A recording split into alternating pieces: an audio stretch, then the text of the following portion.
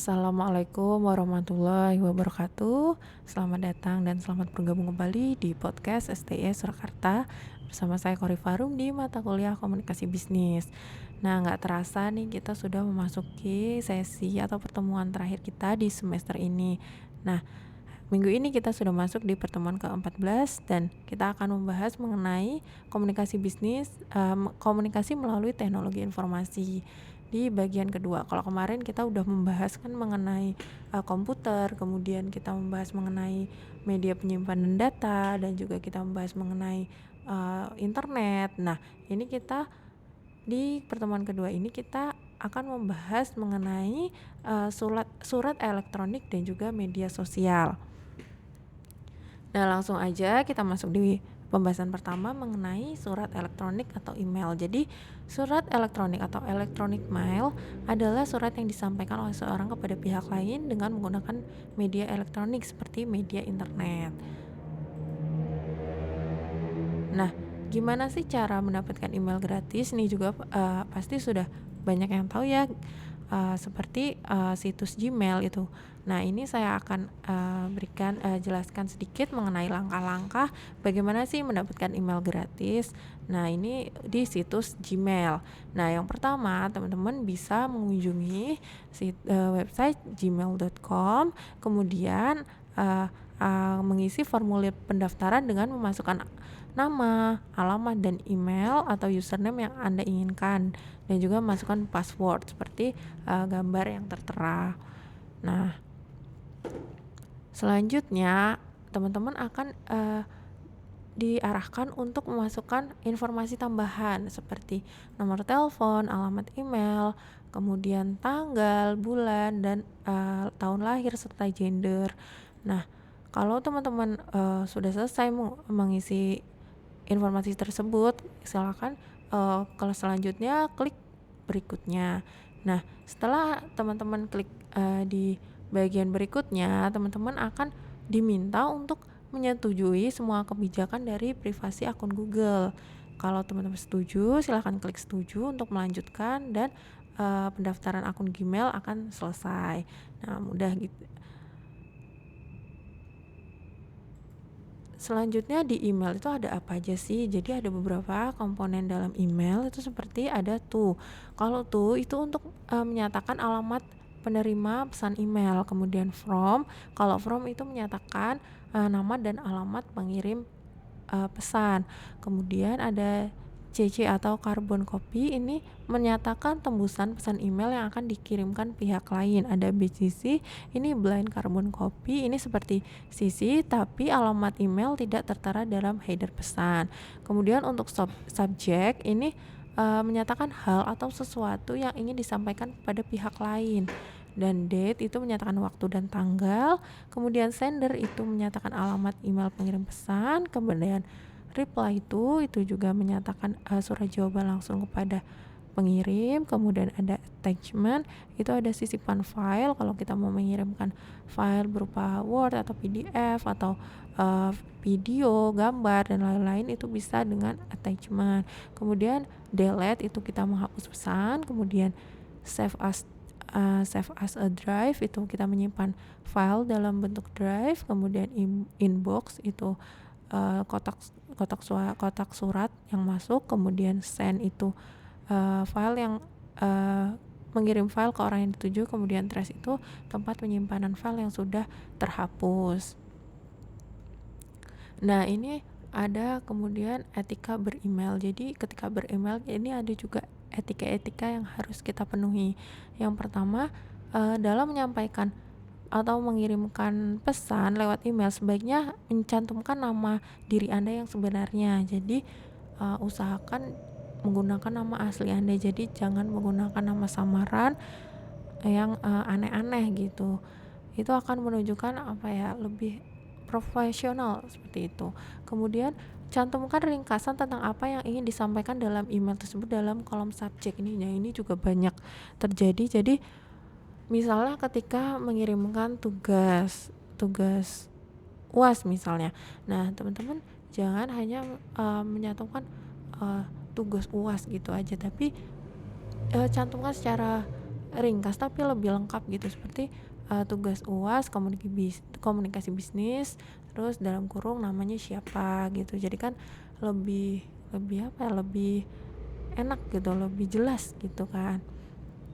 Nah, kemudian apalagi jangan sampai subjek itu kosong. Kalau kosong itu kan apa sih gitu. Nah, ketika kita melamar pekerjaan itu juga harus usaha sebaiknya itu diterapkan. Jadi teman-teman kalau misalnya mau mengirimkan pesan, kalau tidak ada aturan dari perusahaannya, ya silakan kirimkan misalnya namanya, subjeknya tulis lamaran kerja, posisinya apa, kemudian namanya siapa, seperti itu. Kemudian isi pesan yang disampaikan haruslah tetap mengacu pada kaidah seperti yang sederhana, ringkas, dan juga mudah dipahami. Kemudian hindari penggunaan kata-kata atau kalimat yang bernada menghina, mengejek, atau menghasut dan mengumpat. Ini jelas ya. Kemudian hindari pengiriman pesan yang berulang-ulang, jadi atau spam, itu kita harus hindari. Kemudian hindari penggunaan huruf kapital pada semua pesan yang dikirimkan dan hindari penggunaan font yang berlebihan.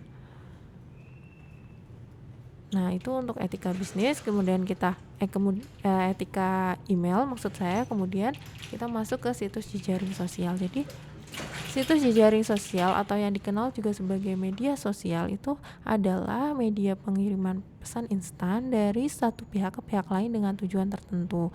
Media sosial ini sangat bermanfaat bagi penggunanya untuk berbagai kepentingan, termasuk ya kepentingan bisnis.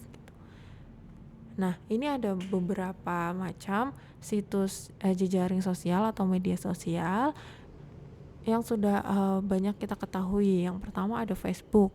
Facebook ini juga pasti sudah banyak yang tahu ya. Jadi Facebook ini adalah salah satu jaring sosial yang mampu menghubungkan orang-orang dalam sebuah pertemanan atau saling mengirimkan pesan kapan saja dan di mana saja. Facebook ini juga sangat berguna untuk pelaku bisnis karena Facebook ini juga menyediakan fitur atau layanan yaitu Facebook Ads yang nanti teman-teman bisa memasang iklan yang sudah dibuat di Facebook. Nah, itu kemudian Twitter ini juga pasti sudah banyak yang tahu ya. Twitter ini adalah sebuah microblog dan website jejaring sosial yang memberikan fasilitas bagi pengguna untuk mengirimkan informasi baru berupa teks dengan panjang maksimum 140 karakter. Ini Twitter ini juga menyediakan Twitter Ads, tapi juga banyak sekarang pelaku bisnis yang melakukan iklan di Twitter, banyak sekali. Kemudian ada WordPress. Nah, WordPress ini adalah sebuah aplikasi sumber terbuka atau open source yang digunakan sebagai mesin blog atau blog engine. Jadi WordPress ini juga digunakan sebagai CMS atau Content Management System. Jadi ketika kita berbisnis itu penting bagi kita untuk memiliki alamat website atau situs sendiri gitu. Karena dengan website itu kita bisa jadi mencantumkan produk-produk kita sehingga bisa dilihat oleh banyak orang. Nah, kita salah satunya bisa memanfaatkan WordPress ini. Nah, kemudian Blogger adalah sebuah layanan publikasi blog yang didirikan oleh Viral Labs sekitar tahun 99 dan menjadi salah satu layanan publikasi blog pertama di dunia. Nah, dengan blog ini juga kita bisa memanfaatkan untuk mempromosikan produk kita. Jadi dengan misalnya menulis artikel tentang kelebihan produk kita, itu jadi orang bisa lebih memiliki gambaran tentang produk yang kita tawarkan sehingga orang juga semakin tertarik gitu. Kemudian MySpace ini sebuah situs jejaring sosial yang memiliki fitur sangat bervariasi seperti buletin, grup, TV atau video, aplikasi mobile, berita, klasifikasi, karaoke, dan forum. Ini juga banyak digunakan untuk mengiklankan produk. Kemudian WhatsApp ini salah satu media jejaring sosial yang banyak digunakan sebagai media pengiriman pesan instan. Ini juga pasti semuanya udah pada tahu ya. Jadi dengan WhatsApp, apalagi WhatsApp juga meluncurkan aplikasi WhatsApp bisnis yang sangat berguna untuk teman-teman mengembangkan bisnis teman-teman semuanya. Nah, kemudian ada Line. Line ini mirip-mirip dengan WhatsApp, juga semuanya juga pasti sudah familiar ya dengan aplikasi ini. Jadi, aplikasi pesan instan yang dapat digunakan dalam menyampaikan pesan kepada pihak lain. Beberapa fasilitas yang tersedia dalam Line seperti teks, gambar, suara, dan video. Line ini juga banyak digunakan untuk media bisnis. Nah, kemudian Instagram. Nah, ini juga ya udah semuanya juga pasti tahu ya, Instagram pertama kali dirilis dan dikembangkan oleh Kevin Systrom dan Mike Krieger pada tahun 2010. Instagram ini merupakan program aplikasi gratis berbagi foto dengan cepat melalui jaringan internet. Nah, Instagram ini juga meluncurkan beberapa fitur atau layanan bisnis yang memungkinkan teman-teman untuk membuat akun bisnis di Instagram. Jadi teman-teman juga lebih mudah untuk mengelola bisnis dan mengiklankan bisnis teman-teman semuanya. Nah, kemudian ada YouTube. YouTube dikenal publik sebagai salah satu website berbagi video yang berpusat di San Bruno, California, Amerika Serikat. Jadi YouTube ini menampilkan beraneka konten seperti video, beraneka ragam video. Nah, YouTube ini juga menjadi salah satu media promosi yang baik karena dengan teman-teman membuat video, misalnya mereview produk yang teman-teman buat, itu orang tidak hanya melihat secara grafis tapi juga secara audio. Jadi pesan yang disampaikan itu akan bisa lebih diterima dengan baik oleh audiens gitu. Nah, itu beberapa contoh situs jaring sosial yang banyak digunakan. Nah, itu aja teman-teman untuk materi kita di minggu yang terakhir ini. Nah, nanti kalau misalnya ada yang ingin ditanyakan, nanti bisa ditanyakan di Google Classroom atau di LMS. Nah, kemudian saya juga ingin mengingatkan untuk tugasnya jangan lupa untuk teman-teman dikerjakan. Nah, sekian dari saya. Terima kasih. Tetap semangat dan jaga kesehatan. Wassalamualaikum warahmatullahi wabarakatuh.